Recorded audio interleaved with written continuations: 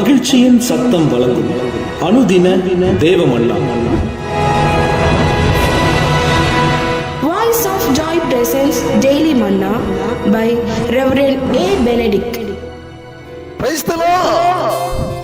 God loves you so much. இன்றைய தேவ மன்னாவாக சங்கீதம் 23 அதிகாரம் 1 வசனத்தான் இந்த நாளிலும் நாம் தியானிக்கப்பட்டோம். இந்த நாளிலே அவர் நமக்கு நல்ல மேய்ப்பராக இருக்கிறார் என்று சொல்லி நாம் பார்த்தோம் அல்லவா? இன்று அதே வசனத்திலே அதன் பிற்பகுதி சொல்லுகிறது, அவர் மேய்ப்பராக இருக்கிறபடினாலே நான் தாழ்ச்சி அடைந்தேன். நாம் இந்த நாளைக்குரிய மன்னாவின் தலைப்பு என்னவென்று சொன்னால், நாம் ஒரு நாளும் தாழ்ச்சி அடைந்து போவதில்லை. நாம் ஒரு நாளும் தாழ்ச்சி அடைந்து போவதில்லை. கர்த்தரை மேய்ப்பராய் கொண்ட தெய்வ பிள்ளைகள் ஒரு நாளும் தாழ்ச்சி அடைந்து போவதில்லை என்று வார்த்தை சொல்லுகிறது. கண்பானவர்களே, 34 சங்கீதத்திலே 10 வசனம் சொல்லுகிறது, சிங்கக்குட்டிகள் தாழ்ச்சி அடைந்து பட்டினியாயிருக்கும், கர்த்தரை தேடுகிறவர்களுக்கு ஒரு நன்மை குறைப்படாது. கர்த்தரை தேடுகிறவர்களுக்கு ஒரு நன்மை குறைப்படாது. எதை காரணமாக, எதை நமக்கு எடுத்துக்காட்டாக வேதம் நமக்கு சொல்லுகிறது என்று சொன்னால், சிங்கக்குட்டிகள், காட்டிலே வாடுகிறதான சிங்கக்குட்டிகள் தாழ்ச்சி அடைந்து அது பட்டினியாகி இருக்கக்கூடும். அப்படியே இருந்தாலும் கர்த்தரை தேடுகிறவர்களுக்கோ ஒரு நன்மையும் குறைப்படாது. காட்டிலே ராஜாவாக இருக்கிற சிங்கத்துக்கு அப்படி என்ன ஒரு விசேஷத்தை குணம் இருக்கிறது என்று சொன்னால் நீங்கள் நம்ப மாட்டீர்கள்.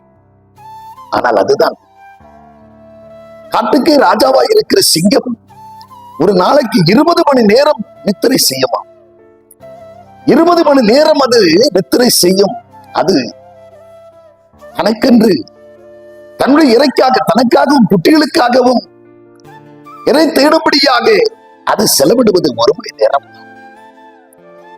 அந்த 1 மணி நேரத்துக்குள்ளாக தனக்கு தேவையான உணவுகளை அது எப்படியாகிலும் அது பிடித்து கொண்டு வந்து விடுகிறது.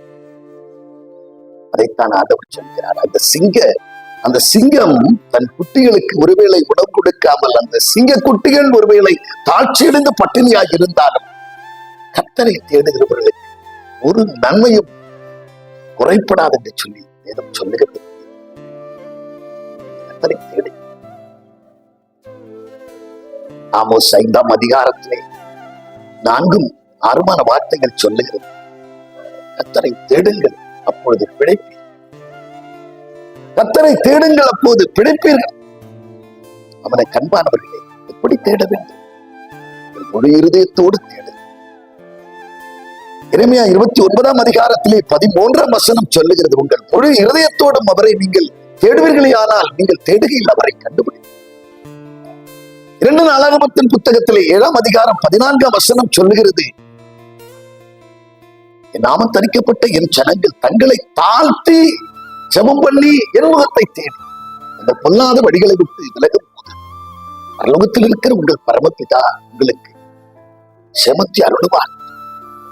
தாழ்மையோடு தேடுங்கள், முழு இருதயத்தோடு தேடுங்கள், உபவாசத்தோடு தேடுங்கள். தானியேல் புத்தகம் 9 அதிகாரம் 3 வசனம் சொல்லுங்கள், உபவாசத்தோடு அவரை தேடுங்கள். நீங்கள் தேடுவீர்கள் என்று சொன்னார் நிச்சயம் அவர் உங்களுக்கு தென்பட்டு வேண்டிய ஒத்தாசை, வேண்டிய சகாயங்களை உங்களுக்கு செய்வார், உங்களுக்கு பலன் அளிப்பார் என்கிறதிலே கொஞ்சம் சொல்லி தேடுவீர்களா?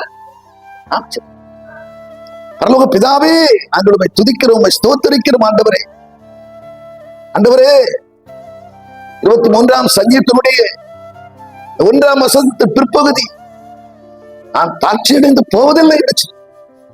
ஆம், உண்மை மேய்ப்பராக கொண்டவர்கள் நிச்சயம் தாழ்ச்சியடைந்து போவதில்லை. வேதத்திலே கர்த்தரை தேடுகிறவர்களுக்கோ ஒரு நன்மை குறைப்படாது.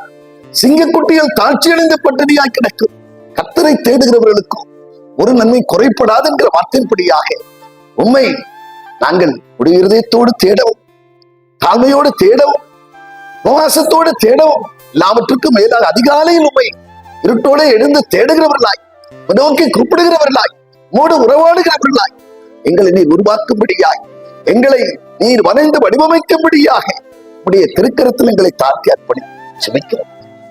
பொறுப்படுத்திக் கொண்டு வழிநடத்த இயேசு கிறிஸ்து மூலம் செபிக்கிறோம் நல்ல பிதாவே. ஆமென்.